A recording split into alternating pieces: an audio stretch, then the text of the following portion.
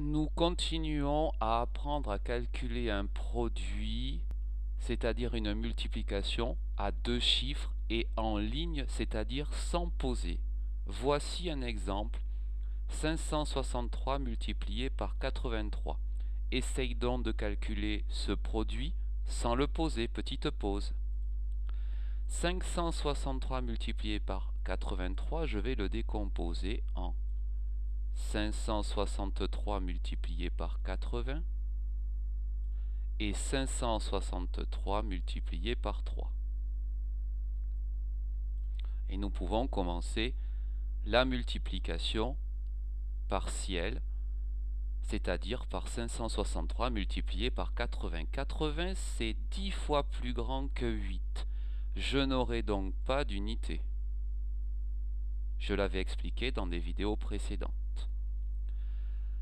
Des dizaines multipliées par des unités vont donner évidemment des dizaines. 8 fois 3, 24 dizaines, c'est-à-dire 4 dizaines.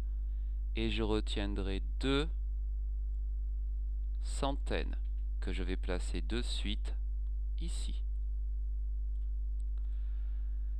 Des dizaines multipliées par des dizaines vont donner des centaines. 8 fois 6, 48 et 2 qui font 50 centaines, c'est-à-dire 0 centaines, et 5 unités de 1000. Je vais les placer ici, c'est la retenue. Des dizaines multipliées par des centaines vont donner des unités de 1000. 8 fois 5, 45, qui font 45 unités de 1000, c'est-à-dire 5 unités de 1000 et 4 dizaines de 1000. Calculons maintenant le deuxième résultat partiel. 3 fois 3 égale 9 unités. Pour les dizaines, 6 dizaines que je répète 3 fois, 6 fois 3, 18 dizaines, c'est-à-dire 8 dizaines et 1 centaine. Pour les centaines, 5 centaines fois 3 égale 15 centaines plus 1 égale 16 centaines, c'est-à-dire 6 centaines et 1 unité de 1000. Je peux désormais effectuer l'addition de ces deux résultats partiels. Pour les unités, 9 et 0 égale 9. Pour les dizaines, 8 et 4 font 12 dizaines.